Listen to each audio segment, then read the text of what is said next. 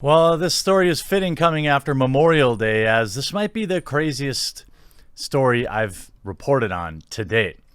Ban on PUBG in India leads to police putting young gamers behind bars. In March, the Indian state of Gujarat decided to ban PlayerUnknown's Battlegrounds, one of the most popular games in the world. And now, according to an investigative BuzzFeed news report, young Gujarati PUBG players have actually been arrested under the draconian new policy. And I'm proud to be an American. Sorry. Showing a tweet. He had never been inside of a police station. Now he's sitting across the desk from two plainclothes cops who threatened to throw him in jail for playing a video game. I met the boys arrested in Gujarat's Jurapura to unpack India's national PUBG hysteria.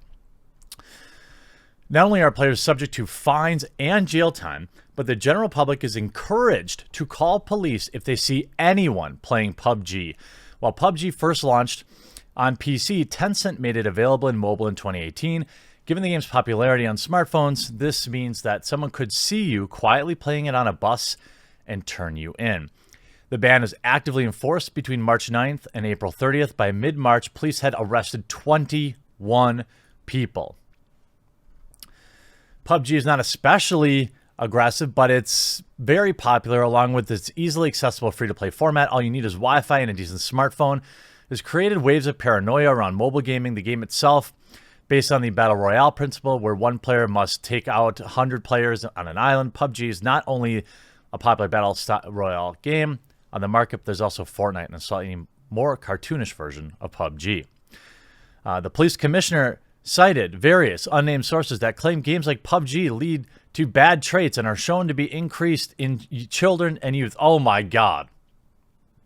So they're going with the video games cause bad behavior, completely unscientifically supported theory here. Of course, he did not go into detail, but referred to broad stereotypes of young impressionable gamers being exposed to unsavory elements online, which affect the behavior, manner, speech, and development of youth and children. Last month, Rajkot police went as far as to write a letter to Google requesting the tech giant remove PUBG from the Play Store. Of course, it did not.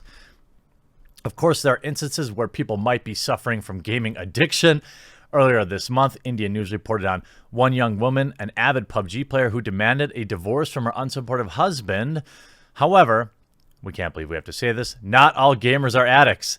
How many play as a form of stress relief, recreation, and a way to hang out remotely with friends? And that's the thing. I covered this in the World Health Organization story the other day about how they legitimize gaming disorder, gaming addiction. Look, people can get hooked on anything, including phonics. But there are people out there that are, addicted to reading books. There are people out there that are addicted to gardening, to washing their car. Most of these things are benign, just like gaming is. It's no worse or better than a lot of these other things. Now, when you want to include real problem things like pills and whatever, that's a different story. But, I mean, I know some people reached out to me and said that they have had problems with, being unable to put the controller down, and I understand that. But is this a gigantic problem? Probably not. Again, probably the same percentage of people that get addicted to video games get addicted to other things. BuzzFeed also spoke to Kishar Ali, an activist and social worker who helped out get a group of PUBG boys out of jail. Ali shrewdly pointed out that the bans are not really about PUBG. It's a way for the state to remind people of its authority every once in a while. It's a way to show you that if they want to put you in jail for playing a video game, well, they can. Every one of the arresting cops advised the boys to play the game in private, underlying a very real authoritarian statement that the state government is trying to make. The police approach was simple. According to BuzzFeed, cops simply singled out a ton of boys in a popular common areas, hotels, cafes, so on, who were using smartphones in landscape mode. Needless to say, this kind of strategy, or in this case, total lack of a real strategy, sets a wildly dangerous precedent of police profiling. Putting kids in jail for playing games seems ridiculous, especially in a huge, densely populated country where police resources are already limited. India is already going through a tumultuous time dealing with tech-related problems, including social media misinformation, rural issues. Earlier this year, it's also briefly banned TikTok, exposing kids to bad pictures. And in spite of these issues, including deep religious tensions, misogyny, and and other issues of men doing bad things in groups, one might wonder if banning things actually works for the Indian legislators. Now, if we look at the actual original article, you see here an effigy that is set to burn at a festival, and they've got PUBG, and they've got the PUBG guy. It was 10 p.m. on a sweltering March evening, and Suraj Ansari, who was perched on a makeshift stool outside a Mayor Cafe, a small tea shop in Ahmedabad. Dang it. Sorry, Indian viewers. A city in the western state of Gujarat in India. Ansari and 3 of his friends sat glued to their mobile screens along with half-dozen neighborhood boys, cheap headphones plugged tightly into their ears, oblivious to the world around them. They didn't hear the patrol van pulling up. They didn't hear the slammed doors of cars. They didn't hear the footsteps clicking toward them. They didn't hear and the boys them... Oh, and didn't hear and the boys around them scrambling off into the darkness. When Ansari looked up, a plainclothes police officer glowered at him, mentioned to him to stand up with his baton. Ansari unplugged his headphones, slowly rose, tapping his friends on the shoulders. "We were playing PUBG," the cop said. "You were playing PUBG," the cop said. "We saw you. We've been watching you."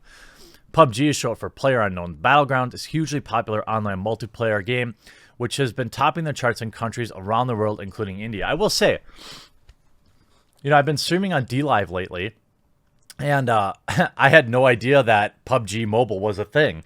The idea of playing that type of game on a phone to me seems crazy, but I guess everybody has the same handicap, so maybe it's just a different style. I mean, I guess it was kind of Western-centric of me to think of, like, who would play an FPS game on a phone, but apparently tons of people do. In fact, it's the most popular category on DLive, I believe. It's a hugely popular online multiplayer game that has been topping the charts. In the second week of March, authorities in multi-Gujarati cities, including, had banned it, saying it was too addictive and other issues. And Ansari had heard about the ban in the news, but hadn't taken it seriously. After all, it's just a video game, he thought. What could possibly happen? Within minutes, the cops snatched up 4 boys' phones, bundled the boys in the van, and sped off to the police station just minutes away while boys sat terrified, silenced in the back. Gaming has only become a part of India's still young digital culture in the last few years, as millions of residents who just got their first smartphones suddenly found themselves swept up in pneumonia-like Candy Crush Saga and Pokemon Go.